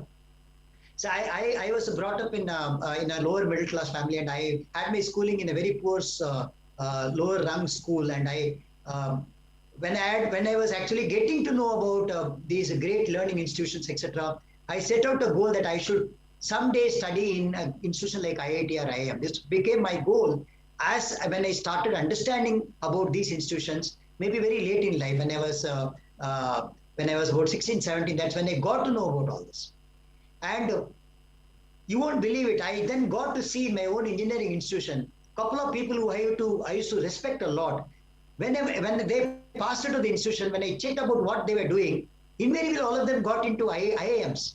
That actually motivated me, saying that, oh, if there is something which is worthwhile doing, I think I should get into this fabulous institution called IIM. You won't believe, it obviously cannot happen overnight because of the background from which I had come. I had to do a lot of hard work, lot of efforts. I need to think day in and day out about this to making it to that institute. And eventually I made it. And this is from my own example, which I can very much relate to what I am talking about. Once you visualize a goal, write it down and think about it and breathe about it. And I'm sure it's going to be reality if you put all the efforts behind it. And this is true for an individual, this is true for an organization. No organization which is worth its reputation today would have done any of what they did overnight. I'm sure a lot of efforts would have gone behind in making that happen. Okay, so that is something which I thought I should share it with you. The third one is, when you write the goals, what it does is, it unleashes the power of reaching this goal. It unleashes the power within you. It's amazing to know that most of the human beings, almost all of us, merely scratch what we are capable of. We not even use 5% of the potential we have. This is a well-proven study that we are not even scratching what we are capable of. A glimpse of that you will get to know when you read about some of the astonishing stories. Last time I remember when I was talking in this association, I talked about how Apollo 13, when it was returning back to Earth, after scuttling its mission of not being able to land in moon, when they had a mishap in their Apollo 13 and when they were returning back, how they were able to, the chief of the Apollo 13 mission, how he had given a speech to us, and he was talking about how without not much of tools within the vehicle, how he was able to direct the thing with the help of ground staff, how he was able to direct the rocket into Earth. And that was an amazing real life narration which he was doing, and it really created a lot of goosebumps into us. And it showed that how much our mind is capable of, even in such adverse and most extreme situation. You can just imagine that a few degrees here and there, they would have been lost in space, because it's such a big universe and the Earth is just a small, a tiny speck in the whole thing, and how they would have felt when they were inside the Apollo mission. I mean, within the spacecraft. I mean, it just shows that what we're capable of. Today morning, I was reading about somebody who was born with no legs and no hands, and how they went about accomplishing whatever they had accomplished. I mean, it's just impossible thing. The other day, I was actually seeing somebody who was playing carom with his legs. And one other video I saw where a parent who was using her leg to send her kid to school by doing everything which a normal mother would do for a child, doing everything with her foot. I mean, it's just amazing to see what we are capable of. And all we need to tell ourselves is that we are not even scratching the surface of what we are really capable of. Next one, which I want to talk about as a success principle, is visualizing. I think nothing happens, everything happens first in your mind. So visualizing is such an important thing. And the more faculties you involve in visualizing, I think better reality it would be possible for you. That's why when they say, when you set out a goal, you add music to it, you add words to it, you write it, you think about it, you speak about it. As many faculties as you involve in talking about the vision which you have in your mind, the more you will be equipped to handle or reach out that goal. I mean, there is an interesting study done about basketball players, when a set of people were asked to visualize putting the ball into the basket, and a set of people were actually asked to practice putting the ball into the basket every day, and these people are visualizing. At the end of the exercise, they found that people who were visualizing were as effective as the people who were actually practicing. Visualizing is such an important. So when you are visualizing the situation where you already accomplished your goal which you are pursuing, what it would mean to you when you have actually achieved what you set out to achieve. That is what is going to make it possible for you. So visualizing is a very important principle, which I thought I'll just talk about that. Next one is, none of this would make any sense unless you take action. There is no point in talking about all this in theory. There is no point in listening to it, and no point in reading about it. Start taking action. Without action, none of this makes sense. So take adequate action. After you set out your goals on the various areas which I talked about, after you set an audacious, big goal, a large goal, and then you start visualizing it, and then you start taking action on it. I think without action, this would mean nothing. And while pursuing all these goals, I'm sure all of us will face a lot of rejection, lot of criticism, lot of no-sayers, lot of people would say that this is not possible, why are you wasting your time? I'm sure you are going to hear more than what you would wish for from people who are going to discourage you. But if you have the fundamentals done properly, and if you're very passionate about it, the very fact that you visualize such an audacious goal only means that you have been given the capability to achieve it. This is what the providence does. This is what the Almighty does. When He makes you visualize a goal, He also feels that you are capable of accomplishing it. So just go about doing it in a systematic way, and I'm sure it's just a question. And never, ever, ever give up. Actual failure is only when you give up. There is no failure till you give up. So keep pursuing, and I'm sure you will definitely reach what you set out to do. And one last thing which I want to touch upon is, it's never too late to start. It doesn't really matter what age you are in now, what level you are in now, what aspect of what position are in your career path or in your business thing. It's never too late to start. Even if you set out something to do today, even if you are in late 50s or late 60s or late 70s, I've heard about Olympic runners starting to walk at the age of 55, and they have run ultra marathons in their 80s and they're in their 90s. It's possible. So it's never too late to start anything. So I thought I'll just share a few of this. I'm sure many of you would have definitely experienced this, knowing who you are. I'm sure all of you, most of you would have experienced this and more. And I thought it's my privilege to share few of the things which I thought is very relevant and very useful, and it has helped me a lot in my own career growth, in my own little success which I've had till now. I am a continuous learner of life, and it's another opportunity today where I got to sit amongst the stalwarts to learn directly from them. And I once again thank TMA for giving me this privilege of talking to all of you. And once again, it's my I wish to share my happiness, and I wish TMA all the success for all their future programs. Thank you so much. That a simple word like success could have so many facets to it has come as a revelation. Thank you very much, sir. We now come to the presentation of the TMA Manappuram Group Lifetime Achievement Award. But before that, to introduce the accomplished recipient, I invite Mr. K. Paul Thomas, Vice President TMA, to take the podium.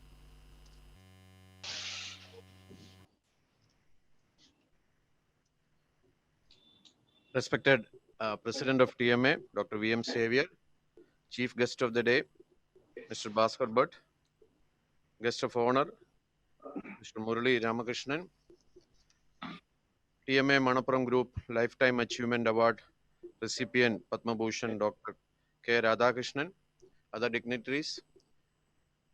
It's my great pleasure and honor to introduce a great citizen of India, that too hails from Thrissur, Padma Bhushan Dr. K. Radhakrishnan. He doesn't require a formal introduction in India, but as a courtesy, I'll do that. So Dr. K. Radhakrishnan is an Indian space scientist who headed the Indian Space Research Organization, ISRO, between November 2009 and December 2014 as Chairman of Space Commission, Secretary of Department of Space and ISRO. He was Director of Vikram Sarabhai Space Center during 2007-2009, Director of National Remote Sensing Agency 2005-2007, Vice Chairman of Intergovernmental Oceanography Commission 2001-2005, and the Founder Director of Indian National Center for Ocean Information Service, as well as the first Project Director of Indian Tsunami Warning System. Presently, he is the Chairperson of the Board of Governors of Indian Institute of Technology, IIT Kanpur, Chairman of the Standing Committee of the IIT Council, besides being Honorary Distinguished Advisor in the Department of Space, ISRO, and member of National Security Advisory Board. Welcome, sir, once again. Thank you.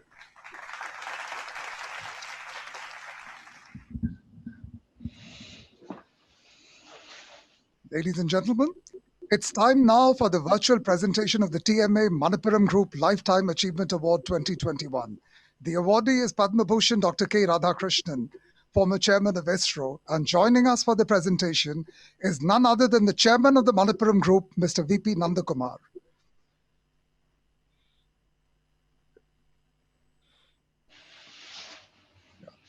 Welcome to TMA's annual management convention, sir. Thank you.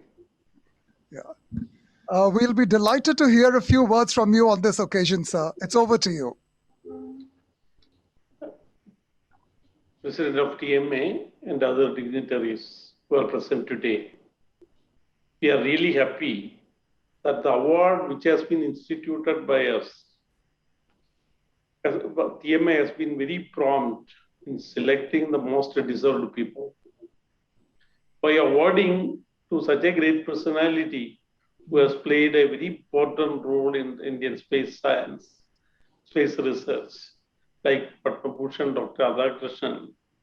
Rather than him, we feel we at Manappuram are really honored. I congratulate Dr. Radhakrishnan on achieving this. For him, this award may not be that great because he has achieved many awards which are of the most distinguished nature in the country. So having accepted this, we are really thankful, and compliments to Professor Xavier and his team for bringing such great people to receive this award. I wish TMA all success going forward. Thank you.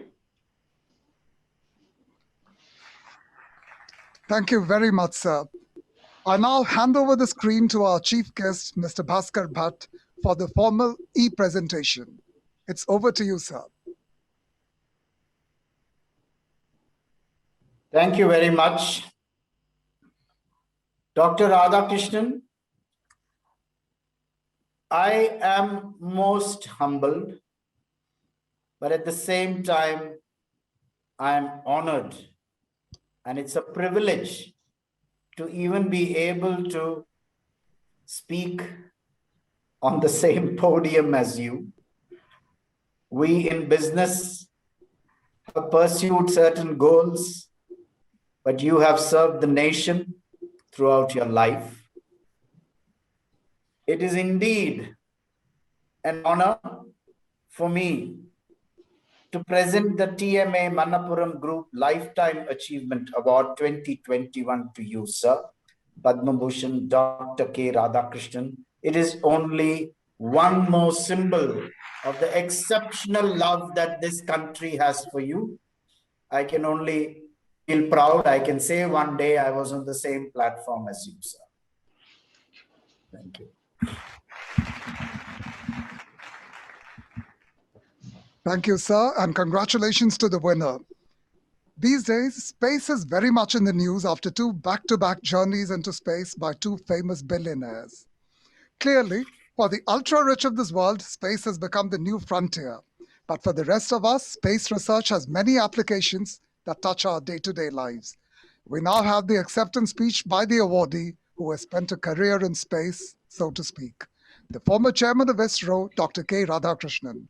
Over to you, sir. Good evening to all of you, and let me say a big thanks to all of you, to Trichyur Management Association, to the Manappuram Group, represented here by Mr. Nandakumar, and to Mr. Bhaskar Bhat for handing over this to me through the new medium in the new normal. I recall my association with TMA in November 2019, where the subject was shaping the young minds. And also I had an opportunity to be with Dr. Xavier addressing his students of Calicut University. But let me say today this award is very important for me because my mind was shaped in Trichyur or Thrissur, a product of the engineering college Trichyur in 1970, a product of IIM Bangalore, founded by Professor Ramaswamy, who hails from Trichyur. And I'm extremely happy to see one of my junior making a wonderful speech today about success. Now, these things make a lot of difference, and I got into this space activity in 1971. It's a journey of almost 50 years plus, which continues. But what makes important for this medium of space is, of course, it helps you to understand more about humanity. But it's a great medium to help the humanity. The kind of values that we heard from Mr. Bhaskar Bhat talking about what Tatas have been doing to the humanity. Space is a medium to help, and that is the USP of the Indian space program, when others were not exactly going in that path. It certainly helps the growth of the country, the sustainable development. It raises the science and technology in this country. Now, these are all coming out of it. And when we say that India has today a constellation of 50 satellites in different orbits, India has a series of launch vehicles that have a place in the global market, and the launch vehicles which can put most of our satellites into the orbit. And we are a role model for the whole world on how to use space for development. for the human welfare. And also that Mars orbiter mission, which made waves in the international planetary exploration space. Now, these are all the products of a vision, an indomitable vision of the founders. The synergy of the various players, not only the ISRO family or the team ISRO, but the industry and others in this country. And a culture that this organization developed and sustained. And very importantly, the decision that as an organization, we have a reason to exist if we can make a difference and be accountable, be relevant for the country's national development endeavor. ISRO has been doing that, and ISRO continues to do that. And the recognition that you have given me today is a recognition for this major effort of the last 6 decades. I'm a representative of that ISRO family, and we believe that space has a very major role to play in the new world or in the new space age that we are in. I'm extremely humbled to receive this award. I would have certainly loved to be in Thrissur, but today I have the luxury of receiving this award from my home office because of the technology, because of the new normal that we are in. Today we are talking about post-COVID world, which is totally different from what we have experienced, and the new challenges are coming forth in the education system, in the way business is conducted, in the way government is running, and the way the citizens conduct themselves. The entire life is changed. Thank you very much again for this great honor which you have given to me, and getting something from your hometown has a special value.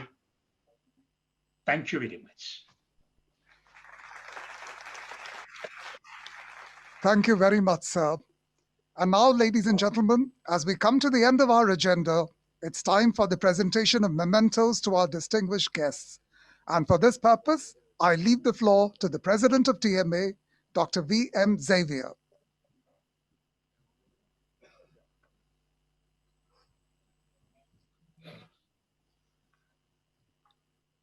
Thank you, Radhakrishnan sir, for accepting our award.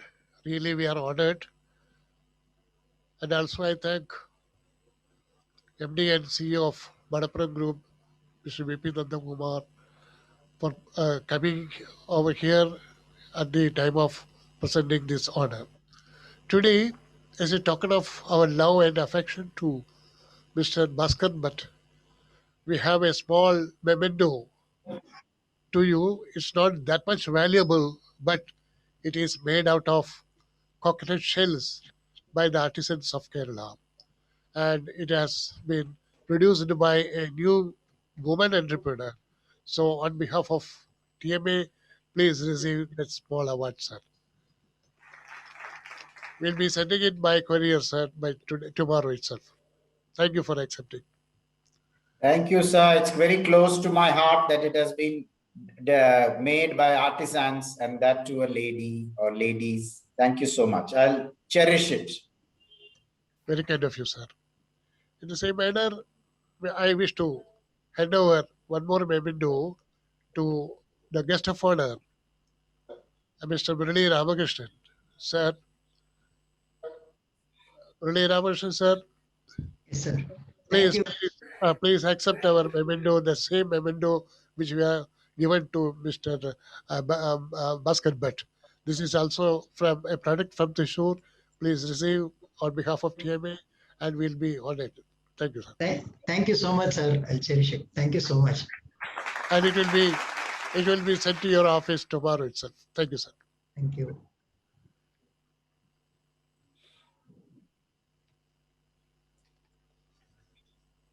Before we call it a day, it's over to the Honorary Secretary of TMA, Mr. Pratap Varki, to propose the vote of thanks.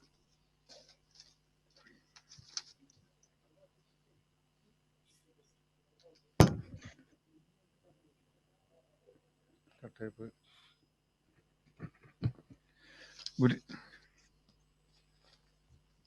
evening, everybody. It's my pleasure and honor to thank Mr.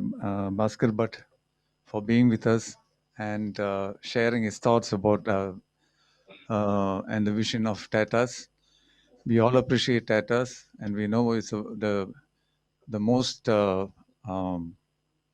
sincere company in the world. I mean,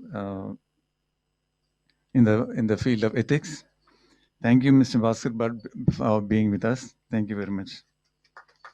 I'd like to thank Mr. Murali Ramakrishnan for his speech, a keynote address.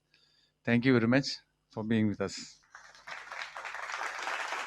Such an honor and proud moment for TMA for being to have you with us and to award you Padma Bhushan Dr. K. Radhakrishnan sir.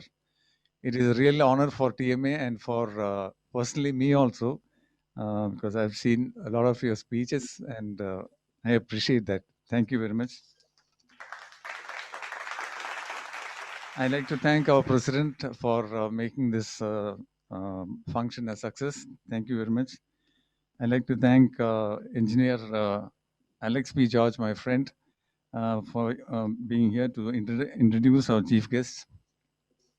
I'd like to thank Mr. V.P. Joseph for introducing our guest of honor. I'd like to thank Vinod Manjula for his welcome speech. And thank you all. Thank you very much. Take care.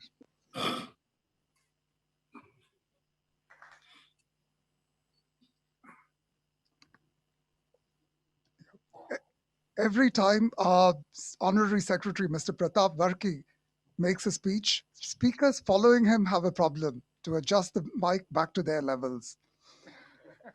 Jokes aside, thank you. Thank you all the distinguished guests and the award winners and the audience. It was great to be with you. And for the final sign-off, I call upon the President to formally adjourn the meeting.